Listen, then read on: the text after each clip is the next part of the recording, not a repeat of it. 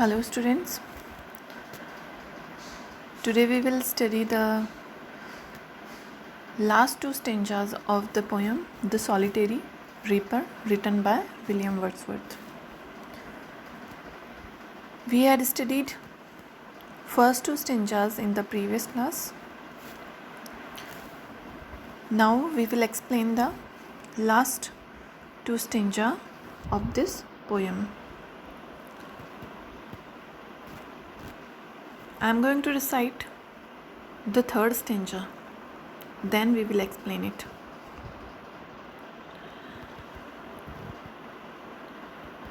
Will no one tell me what she sings? Perhaps the plaintive numbers flow for old unhappy far off things and battles long ago. Or is it some more humble lay, familiar matter of today, some natural sorrow, loss or pain that has been and may be again.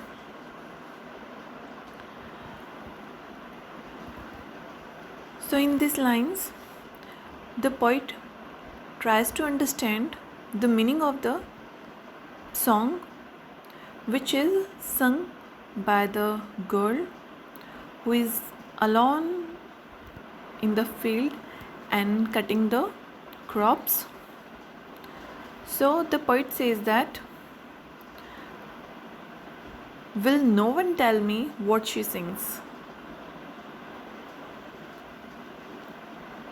The poet asks if anyone is here who will make him understand the meaning of the song which she is singing.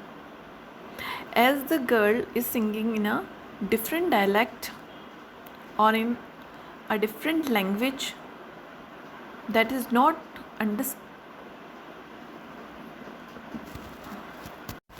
understandable by the poet. Therefore, the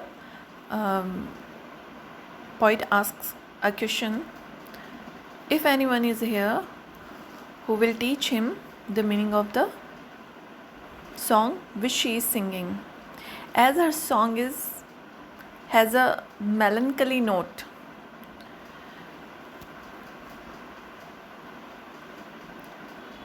perhaps the plaintive numbers flow for old unhappy far off things. Perhaps the poet imagines, as poet doesn't understand the meaning of the poem or the song sung by the solitary girl. So the poet imagines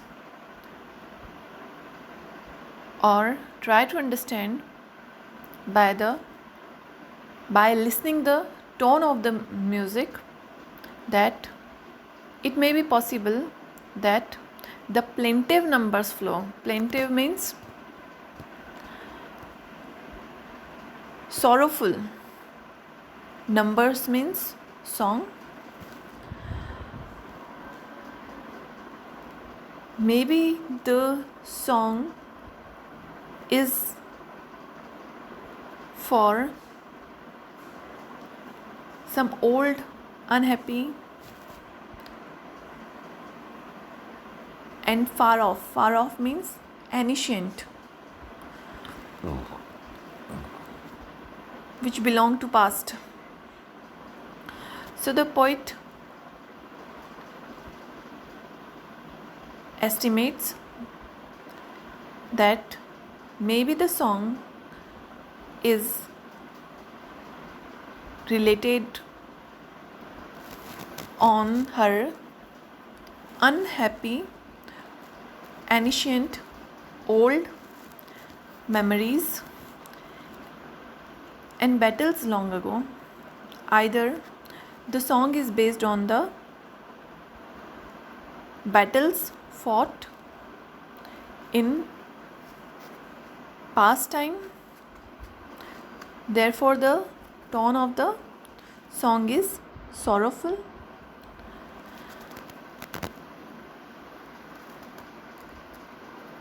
Or is it some more humble lay? Lay word means song. Humble means simple. Or either the theme of the song may be related to any simple matter, familiar matter of today. It may be related or based upon any familiar matter of present time. Some natural sorrow, loss, or pain that has been or maybe again. And once again, the poet tries to understand the song which is sung in a different dialect. So he says that it may be possible that the theme of the sorrow, the theme of the song or the meaning of the song is based upon any sorrowful moment, or it may be related to any loss or attached with painful memories that has been. It means the theme of the song may be related to any event or incident that is sorrowful, painful, that has happened or that may happen again. So in this stanza, the poet tries to understand the meaning of the song, as the song is sung in a melancholy note or in sorrowful tone. Therefore he tries to estimate that it may be related to any sorrowful event, or it may be related to any loss that has happened or that may happen again.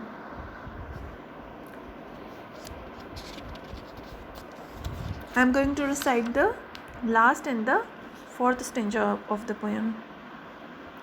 Whatever the theme, the maiden sung, as if her song could have no ending. I saw her singing at her work and over the sickle bending.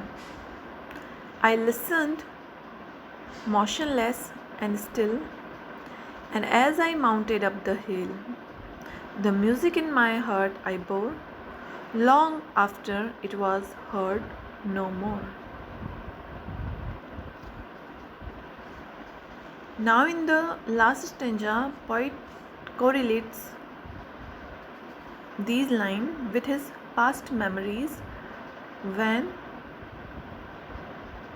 traveling in Scotland. He heard the melodious music of that girl who was reaping the crop in the field, and now he remembering that memories. Whatever the theme, the poet says that it doesn't matter what is the theme of her song. It is not important, it is not relevant that what is the theme of her song. The maiden sung, which was sung by that maiden or girl, as if her song could have no ending. It seems to the poet that the song which is sung by the girl will never end. It has become eternal. I saw her singing at her work. The poet correlates his past memory and says that he remembers that I saw the girl who was singing while doing her work, and over the sickle bending. Sickle means हसिया, जिससे घास काटी जाती है, फसल काटी जाती है.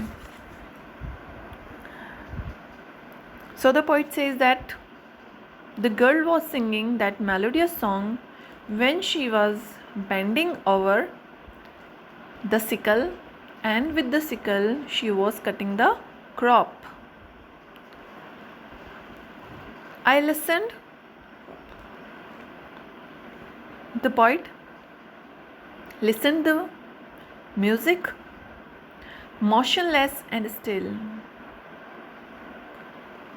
Motionless means without any movement.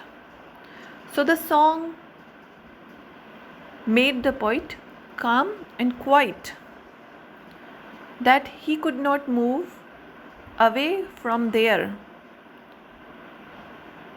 for a while. So the song has the enchanted qualities, that the poet lost himself. And as I mounted up the hill, and after listening that song, when the poet went away from that hill, he passed away from that hill, the music in my heart I bore.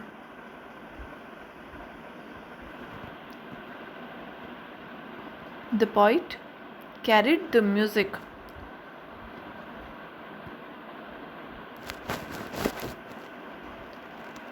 with him long after it was heard no more, even after when it was not heard by him. At that time also he carried that music in his heart, and thus through this poem he has made that song eternal. So we see that the language of the poetry is very simple, as Wordsworth himself believed that the poetry should be written in the language of the common people, and this poem is very musical, full of literary terms and imaginations. So this is one of the most famous poem written by William Wordsworth.